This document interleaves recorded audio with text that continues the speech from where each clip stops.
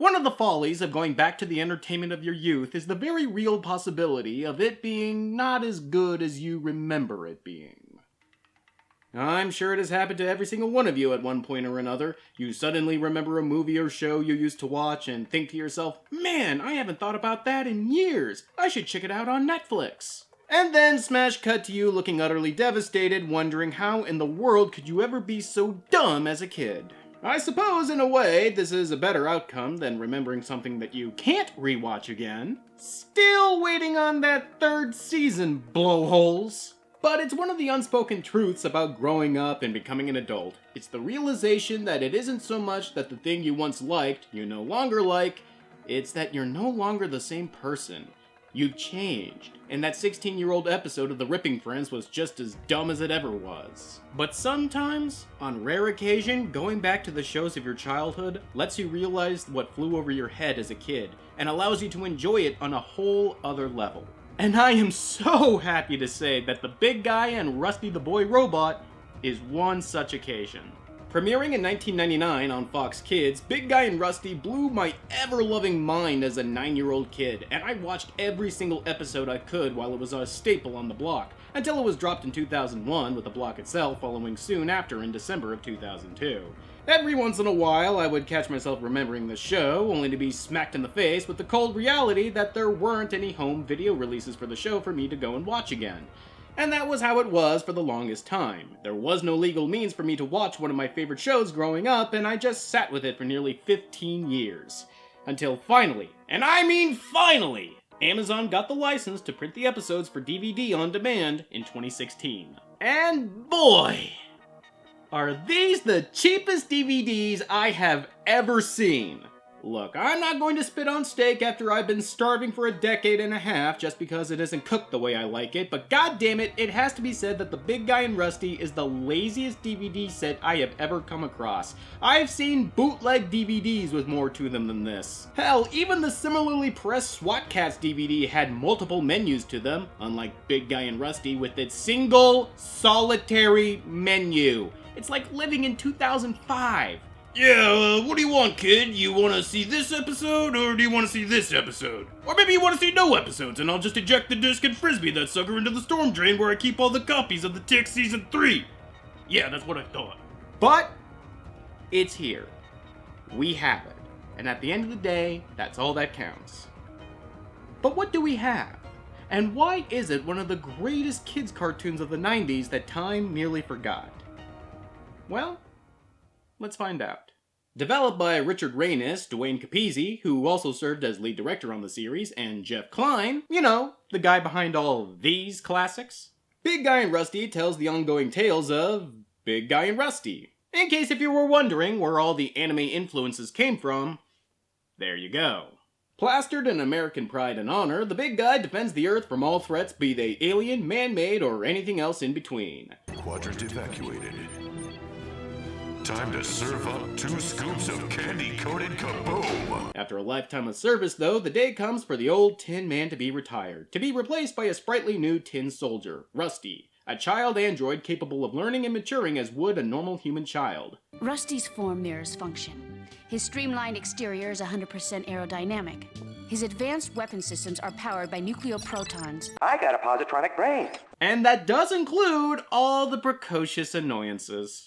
Seeing as how the learning curve of becoming Earth's defender is somewhere between EVE Online and Microsoft Flight Simulator, the powers that be, along with the technological powerhouse Quark Industries, decide that the best course of action is to have Rusty be the Big Guy's sidekick, forming a disaster-fighting tandem. A dynamic duo, if you will. Look, kid, it's for your own good. Get inside, now! You and Dr. Slater in cahoots! I thought you were my friend! For the love of Mike. It's a simple premise and setup, wonderfully adapted from the original 1995 comic book, drawn by Jeff Darrow and written by Frank Miller. Ask yourself if that corpse of a slut is worth dying for. Yeah, that Frank Miller.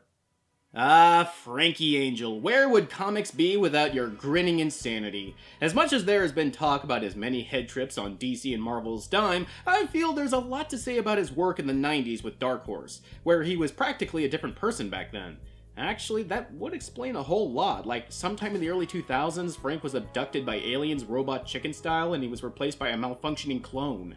I mean, it's plausible. It has to be said that while Miller laid the foundation of his career as a writer in the 80s, it's in the 90s with Dark Horse that he reached his creative plateau, having published arguably his most famous and popular works, 300 and Sin City. Notice how I didn't say his best works.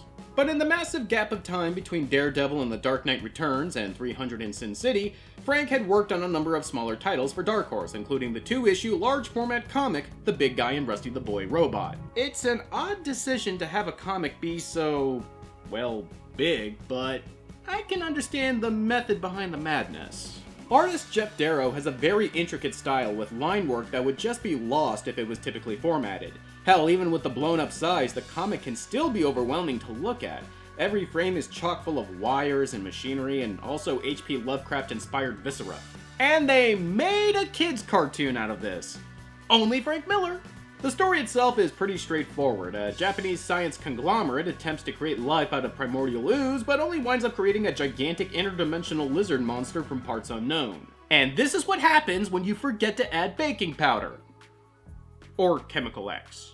Of course, the Japanese military are hopeless against such a beast, and even their last line of defense, the eponymous Rusty, proves to be an anticlimax. But lo, one great defender of Earth remains in the Big Guy, an American, of course, mech beloved the world over that saves the day with good old-fashioned American know-how. If by American know-how you mean using a damn train line to lasso a colossal lizard before tossing his scaly butt to be tactically nuked, USA!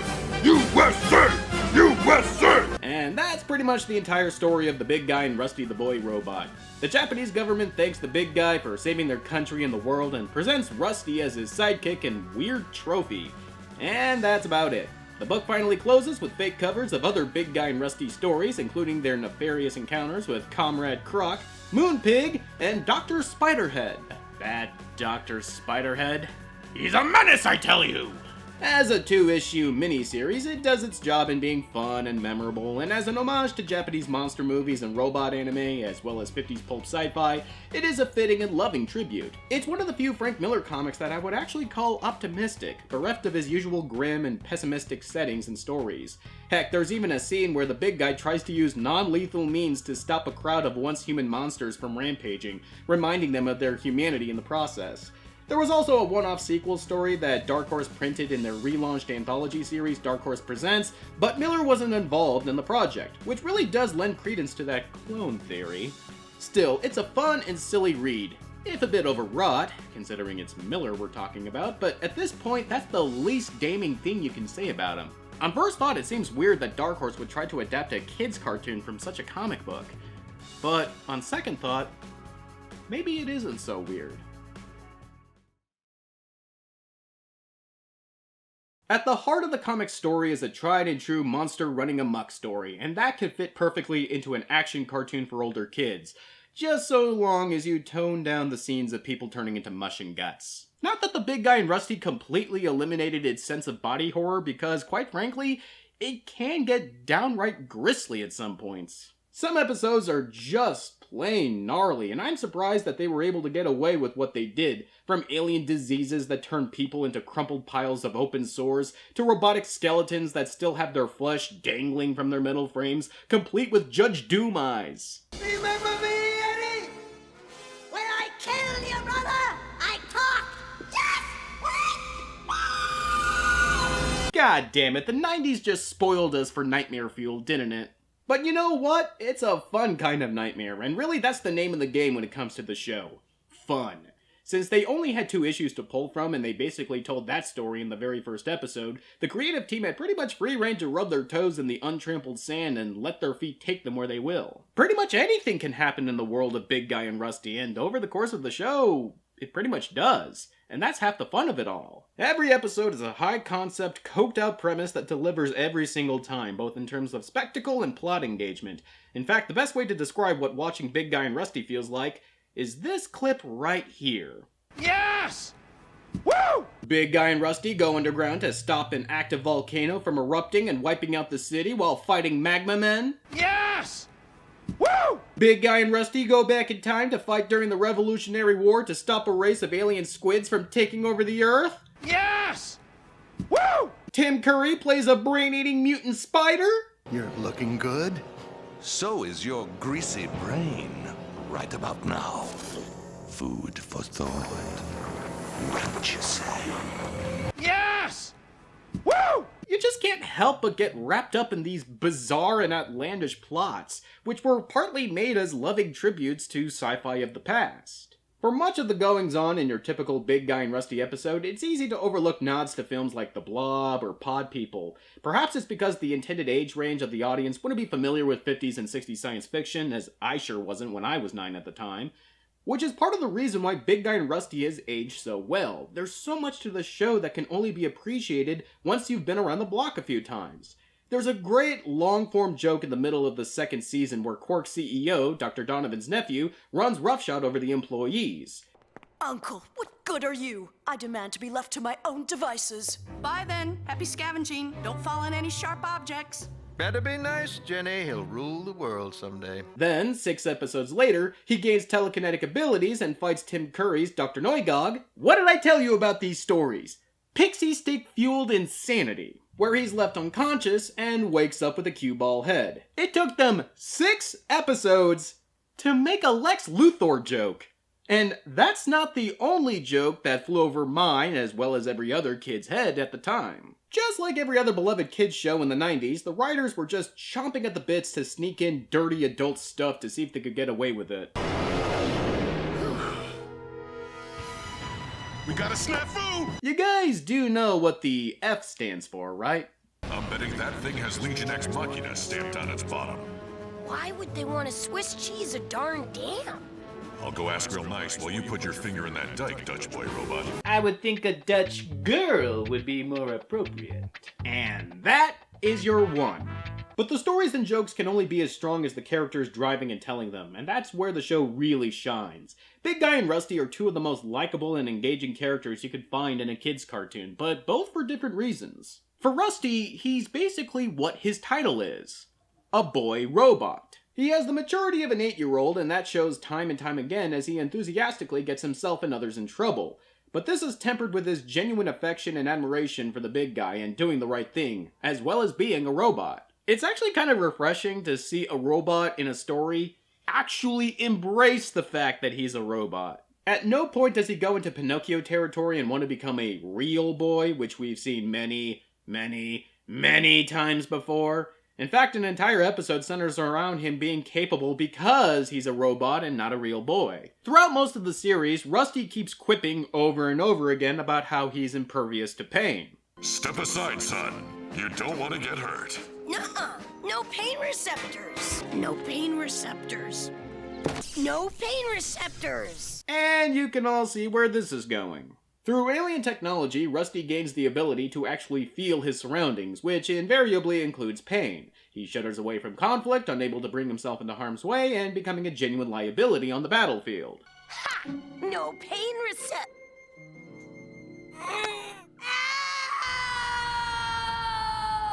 Moral of the story? Being human sucks. If you're a kid who wants to be a superhero. I mean, can you really blame Rusty for feeling this way? He can fly at supersonic speeds, blast aliens and monsters away with green energy, and he does it all without worrying about any major damage. Of course he doesn't want to be human. Would you, back when you were 8 years old? Which, contradictingly, strikes at the heart of what makes Rusty a compelling character. He is genuinely like a kid. Everything he does and responds to is how a kid would. When he's happy, he's ecstatic. When he's sad, he's damn near inconsolable, just like an actual kid. It can get a little annoying at times from both ends of the emotional spectrum, but he never stays there for too long. Again, just like an actual kid. And not, like a tiny adult. And yes, Rusty is being voiced by Pamela Adlon. Just in case you were wondering when this joke will happen. That's my purse! I don't know you! In fact, the cast is a who's who of top-tier actors, including another trip to Arlen, Texas, and Stephen Root. Dr. Donovan, please recollect that this prototype possesses severe operating defects. Yes, as I recall, the little nipper's got an underdeveloped emotion grid. As far as I'm concerned, less is often more. And tomorrow, I'm gonna hang outside at a ladies' prison. Just don't mess with his red stapler, or... I will bury you! I also have to make mention of a few noteworthy performances, including Kathy Kinney as a talking monkey, Jenny. Keep smiling, dear. Best face forward for the stockholders. You try making nicey nice with your slip riding up. You know, if you can spot the difference, you win a prize. A one-way ticket to China. And lest we forget, Arlie Ermey as General Thornton. Sir! Soldier, I gave you a direct order, and you will obey it for the rest of your operational lifetime. How tall are you, Private? Sir, 5'9", sir! 5'9". I didn't know they stacked shit that high. We miss you, you beautiful bastard. Still, there's one gigantic, lumbering, totally awesome and explosive metal elephant in the room, isn't there? Fancy shooting, Sheriff. Lieutenant Sheriff to you. Yeah, he's basically just a mech suit, but at least he's cordless. So why the big cover-up?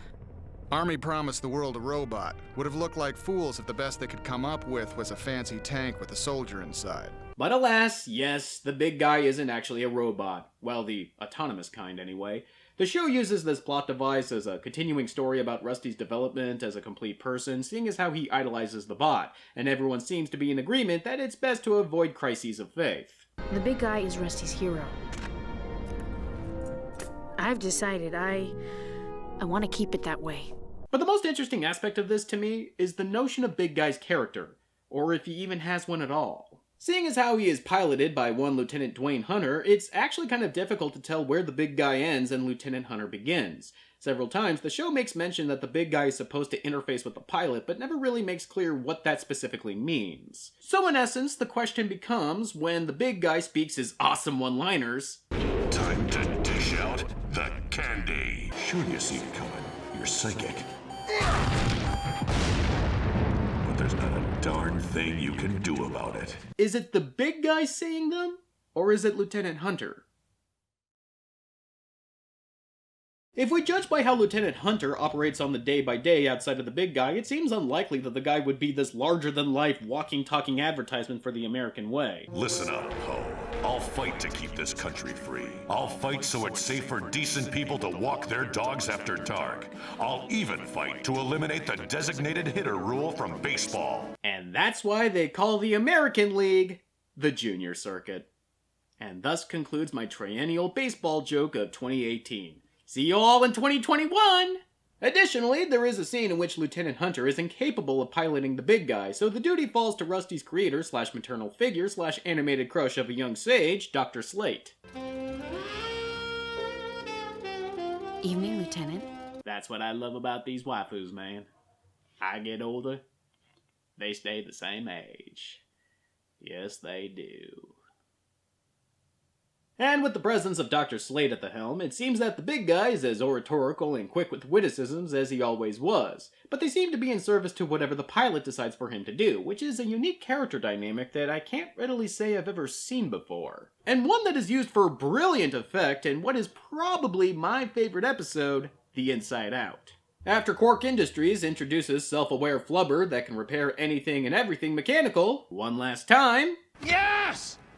Woo! A few of the little buggers wind up in big guy circuitry, thus doing what the United States government could never do. Make the big guy completely autonomous, which means Lieutenant Hunter and company are out of a job. Suit's compromised. We're needed. Scratch that. Nerds beat us to the punch. But just like every other classic science fiction story, there is always a catch. Seems that the little buggers don't know when to stop, thus causing Big Guy to go completely haywire in the most hysterical fashion. You see, part of the appeal of the big guy is that he is the symbol of American morality and pride, and the show, in turn, plays it pretty much completely straight with only a few winking nods every once in a while. No, none of this Earth's surgical probe-wielding invaders gonna deprive this planet's children and their growing bones of even one glass of wholesome milk. Death is a preferable alternative to communism. I mean, even his guns sound like fireworks, for crying out loud. Buddy, this town ain't big enough for the both of us. Candy grab! He's a gigantic metal Boy Scout, But when he goes off the rails, he doesn't really turn evil, he just turns his personality up to 11. Isn't that a federal offense, big guy? The only offense is the way that mailbox was laughing at me. Easy, big fella. I just want to talk. I want to talk too, pal. I want to talk about the size of the roots on these tubers. And I want to talk about the cut of your jib. And it's one of the funniest damn things I've ever seen. And it's a testament to both actor and character work. If it weren't for Jonathan David Cook's unflapping and sincere delivery, as well as the show's similar approach to writing, this episode would never be even nearly as memorable or hilarious as it is. Those are just... Sweet Lady Liberty! The robots are devouring our citizens! Run, friend. You're safe now. And I also think this speaks as to why this show could never be made today. The word I used is sincere, but I think a more appropriate word, at least in regards to the show and the themes therein, is optimistic. And this is emblematic of the times in which Big Guy and Rusty debuted. And really, look no further for proof of this than the Big Guy's inspiration, Gigantor. Or Tetsujin 28. When Gigantor came to the States in the mid-60s, it came during a time of particular nuclear strife.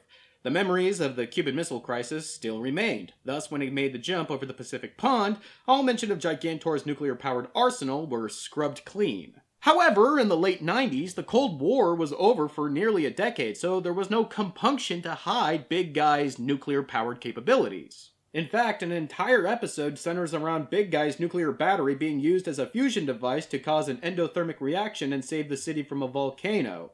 Pure science fiction, of course, but trying to play what is essentially a nuclear bomb as the solution to the problem of the day in a kid's cartoon is a notion that could have only played out in the 90s. And likewise, the show's starry-eyed sense of patriotism is equally situated in the phrase, of the time.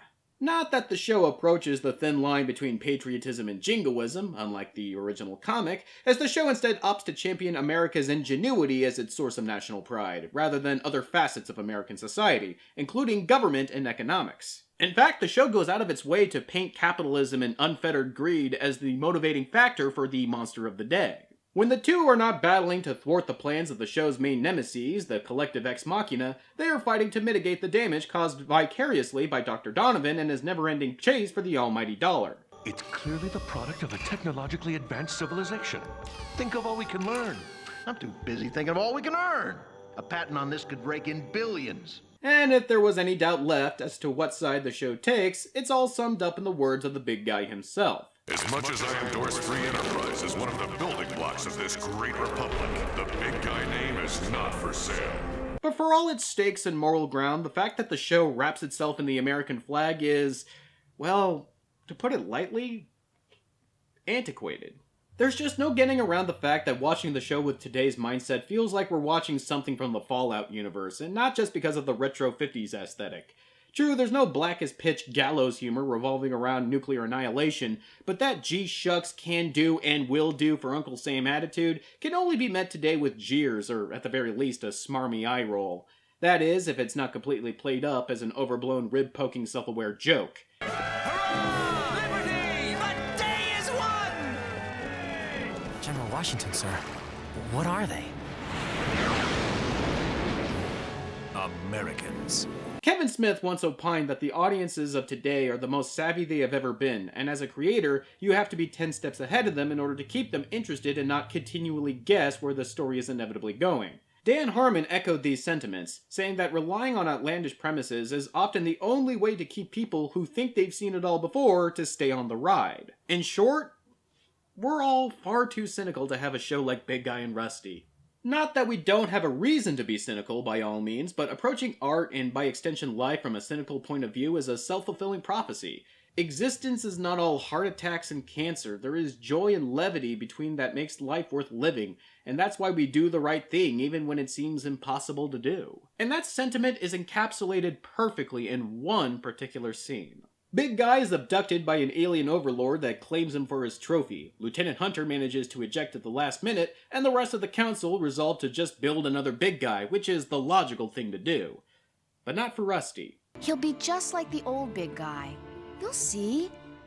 No! Big Guy might be a robot, but he isn't just a bunch of parts. He's He's the greatest! Endangering himself and the planet to save a lifeless frame can be considered the epitome of self-centered righteousness, but in the wake of his act, he stops the Overlord from traveling to other planets and continuing what he has been doing, threatening planets and kidnapping their warriors. Of course, he could have never predicted or anticipated that ultimately good did come from his disobeying orders. But at the end of the day, this wouldn't have happened if he didn't do what he felt was right. Good job, son. You mean it? You outdid yourself, Tiger. I may have to add a few of those classic Rusty maneuvers to my repertoire. I was prepared for Big Guy and Rusty to give me nostalgic feel-good moments and fuzzy memories of Saturday night sleepovers and Super Nintendo games. But what it actually gave me was something far more than that. If it needs to be reiterated, I highly recommend you seek out Big Guy and Rusty and check out the series for yourself. Be prepared for a frustrating ending, though, as it set itself up for a third season that never came. Netflix! Paging Dr. Netflix! But the journey to that ending is well worth the momentary annoyance. Well, I didn't expect this episode to go where it did, but nevertheless, I'm glad that I got to share a great childhood memory with all of you. And in that spirit, I want to share something else I have great memories of. And it also just happens to be one of my favorite anime of all time. Why are you looking at me like that?